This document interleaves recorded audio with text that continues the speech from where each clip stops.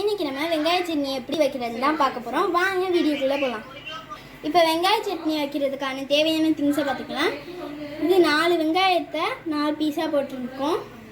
அப்படின்னு 3 பச்சை மிளகா, ஒரு பச்சை மிளகா பெருசாக இருந்ததுனால ஒரு பச்சை மிளகாவே எடுத்துக்கிட்டாச்சு. புளி, பொட்டுக்கடலை, அப்புறம் தக்காளி ஒன்று, அதுவும் பெரிய சைஸ் தக்காளி. ஓகே, வானல் எடுத்து இப்போ கடாயில் வச்சு அடுப்பை பற்ற வைக்கலாம். இப்போ 3 டீஸ்பூன் ஆயில் சேர்த்துக்கலாம். இப்போ நம்ம வெங்காயத்தை சேர்த்துக்கலாம்.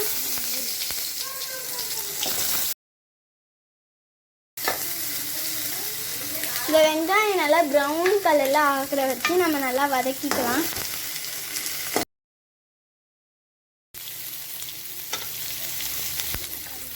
இப்போ நல்லா லைட் ப்ரௌன் கலரில் ஆயிடுச்சு. இப்போ நம்ம தக்காளியை சேர்த்துக்கலாம்.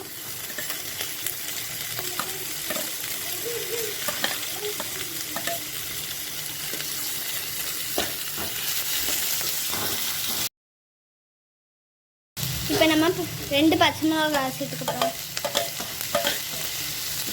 இதையும் நல்லா போட்டு வதக்கிக்கலாம்.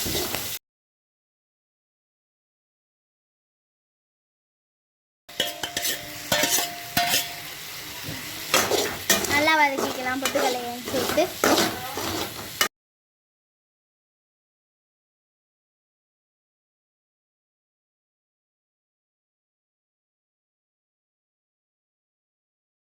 சட்னி இப்போ வதக்கியாச்சு. எல்லாத்தையும் ஆறின பிறகு இது மிக்ஸி ஜாரில் போட்டு அரைக்கலாம்.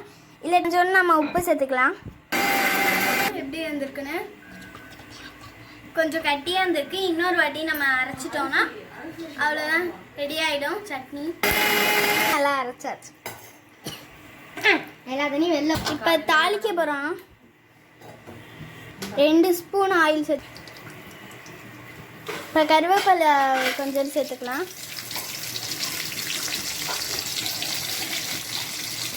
இதை நல்லா தாளிச்சிக்கலாம். இப்போ தாளிச்சியாச்சு. இப்போ சட்னியை எடுத்து அப்படியே ஊற்றிடலாம். அதில்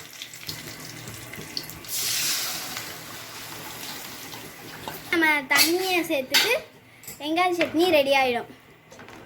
அவ்வளோதான், நம்மளோட டேஸ்டியான வெங்காய சட்னி ரெடி ஆகிடுச்சு. இந்த வீடியோ உங்களுக்கு பிடிச்சிச்சுன்னா லைக் பண்ணுங்கள், கமெண்ட் பண்ணுங்கள், ஷேர் பண்ணுங்கள். மறக்காமல் சப்ஸ்கிரைப் பண்ணுங்கள். அப்போ தான் நாங்கள் போடுற வீடியோஸ் எல்லாம் உங்களுக்கு நோட்டிஃபிகேஷன் வரும்.